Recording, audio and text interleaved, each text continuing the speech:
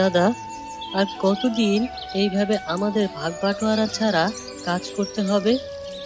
বাবা তো বলেছিলেন এই জমির একটা ভাগ নাকি আমারও। কিসের ভাগ?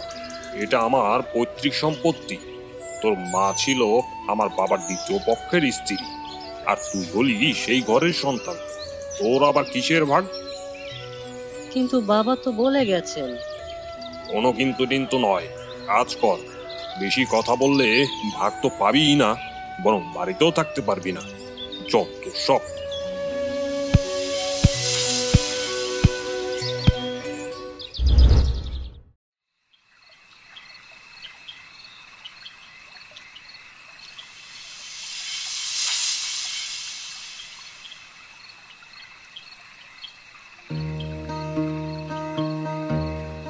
আজ তো পেঁচু আবার জমি ভাগের কথা বলেছিল।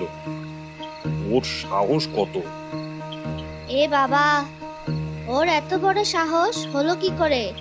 ও তো আমাদের দয়ার উপরেই বেঁচে আছে। দুবেলা খেতে দেই, এটাই তো বেশি। সব জমি তো আমাদেরই, ওর নামে তো কিছুই নেই। ঠিক বলেছ। কালকে যদি আবার কিছু বলে, তাহলে ওকে ঘাড় ধরে এই বাড়ি থেকেই বের করে দেব। সেটাই ভালো হবে। তাহলে আর ওর কোনো দাবিই থাকবে না, আপদ বিদেয় হবে।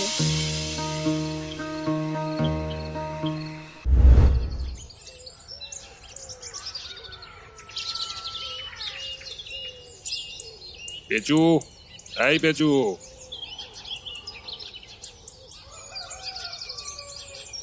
হ্যাঁ দাদা, ডেকেছ?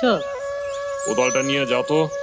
জমির উত্তরের দিকে কিছুটা জমি চাষ বাকি আছে, ওটা শেষ করে আয়। না দাদা, আমি জমিতে যাব না। তুমি আমার ভাগের জমি আমাকে বুঝিয়ে দাও, আমি আমার ভাগের জমিতেই চাষ করব। নিজের খাবার নিজে জোগাড় করব। আমি তোমাদের উপর আর বোঝা হয়ে থাকতে চাই না। তোমরাও শান্তিতে থাকবে। কি বললি? আবার সেই একই কথা? তো লজ্জা করে না? এই বাড়িতে তোর আর কোনো জায়গা নেই। বেরিয়ে যা, এক্ষুনি বেরিয়ে যাবি। দাদা, তুমি এ কি বলছো? আমি কোথায় যাব? সেটা তোর ব্যাপার। আমার বাড়ি থেকে বের হ, এক্ষুনি বের হ।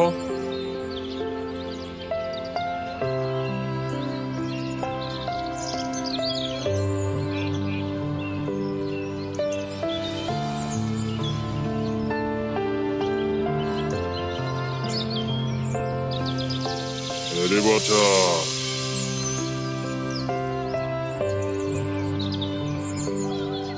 মন খারাপ করে কোথায় যাচ্ছিস রে? কি তোর চোখে জল? বাবা মা বকেছি বুঝি? আমার বাবা মা কেউই নেই। আমার ভাই আমাকে বাড়ি থেকে বের করে দিয়েছে। আমার সব কিছু কেড়ে নিয়েছে। আমার ভাগের জায়গা জমিও সে কেড়ে নিয়েছে। দুনিয়াতে কোনো কিছুই চিরস্থায়ী নয় রে বাছা। দুঃখ যেমন থাকে, সুখও আসে। তোকে দেখে আমার খুব মায়া হচ্ছে রে। চিন্তা করিস নে।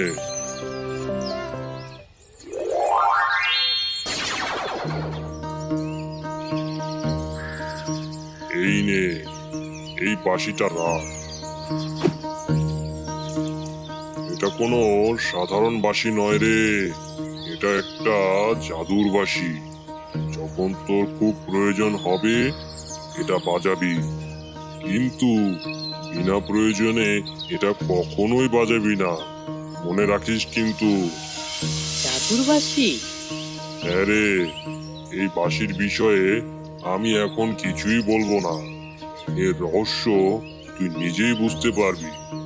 এখন যা, তোর গন্তব্য তোর পথ চেয়ে বসে আছে। ধন্যবাদ আপনাকে।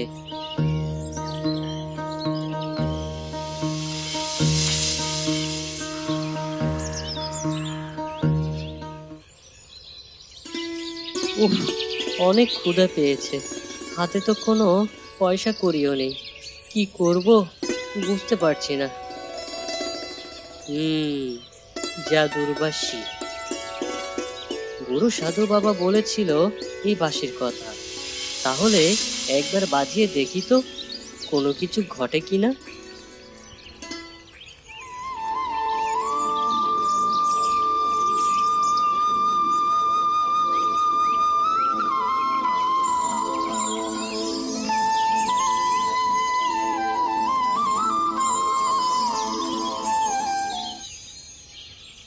এ এ এ তো সত্যিই জাদুর বাঁশি।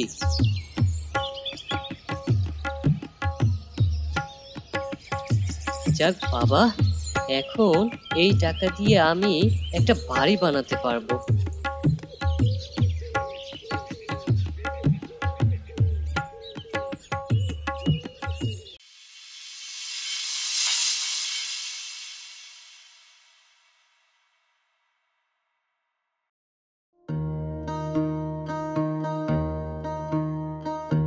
আরে, ওখানে ওটা কার বাড়ি হলো?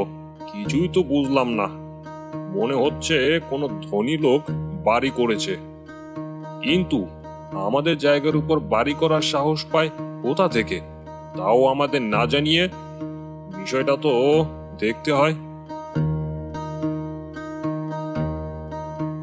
আরে, এ আমি কাকে দেখছি? ওটা তো পেঁচু। পেঁচু?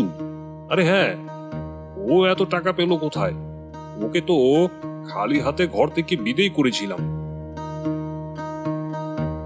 দেখো গিয়ে, ও নিশ্চয়ই কোথাও না কোথাও চুরি করেছে। হতেও পারে।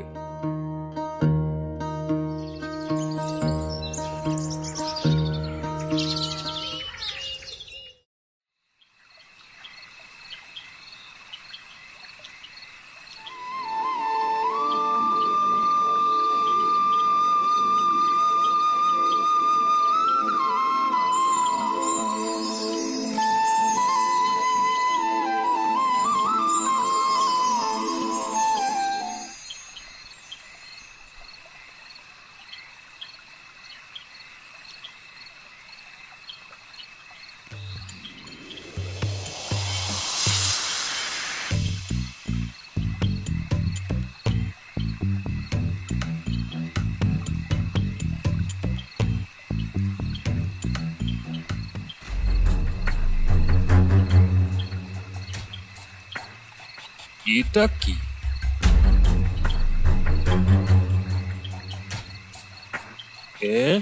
এটা তো একটা বাঁশি। ও আবার বাঁশি বাজায় কবে থেকে? না, ব্যাপারটা কেমন জানি মনে হচ্ছে। যাই, গিন্নিকে বাঁশিটা দেখাই গিয়ে।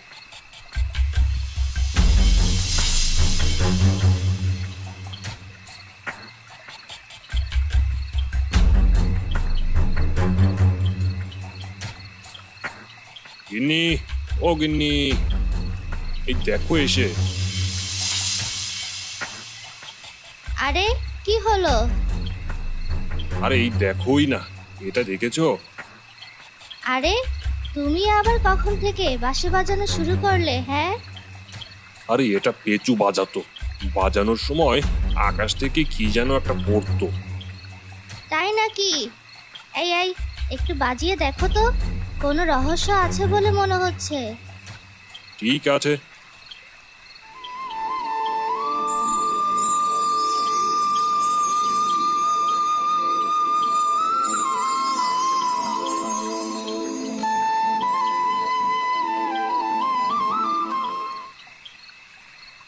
আরে বাহ, এটাই তাহলে ওর সৌভাগ্যের কারণ।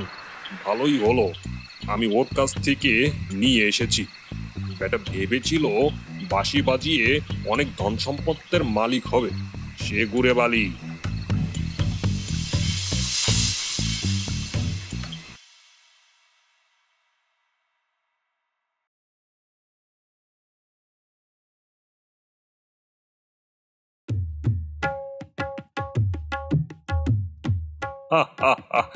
এখন আমি অনেক ধনী, কারণ আমার কাছে জাদুর বাঁশি আছে। কিরে বেচু, কি ভেবেছিলি রে অনেক ধনী হয়ে যাবি, আমার উপর উঠবি?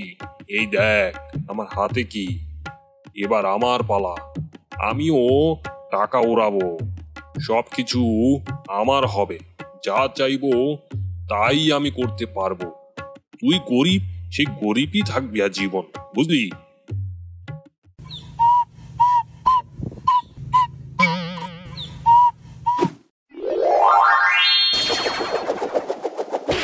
ওরে বাবারে, ওরে বাবারে, এ কি হচ্ছে রে? কি হচ্ছে রে? মরে গেলাম রে বাবা, বাঁচাও, বাঁচাও। এ কি হচ্ছে আমার সাথে? আমি আমি আমি আমি ভুল করেছি, অনেক বড় ভুল ভুল করেছি। আমাকে ক্ষমা করে দাও হে জাদুরবাসী। ভাই, আমাকে ক্ষমা করে দে। আমি তোর সাথে খুব অন্যায় করেছি।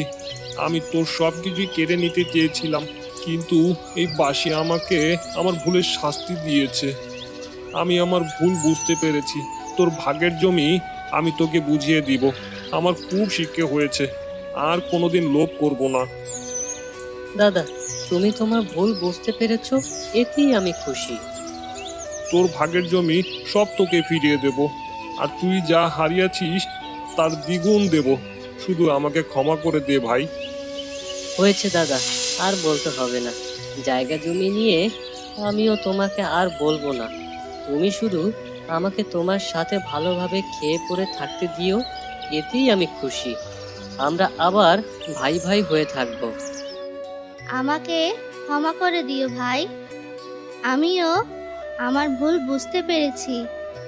অতিরিক্ত লোভের কারণে তোমাদের দুই ভাইয়ের মাঝে আমি ঝামেলা পাকিয়েছিলাম। থাক বৌদি, ক্ষমা চাইতে হবে না। আমি অনেক আগেই ওসব ভুলে গিয়েছি। জানি না এই বাঁশি তুই কিভাবে পেয়েছিস, কিন্তু ছোট্ট একটা জিনিস আজকে আমাদের অনেক কিছু শিখিয়ে দিল।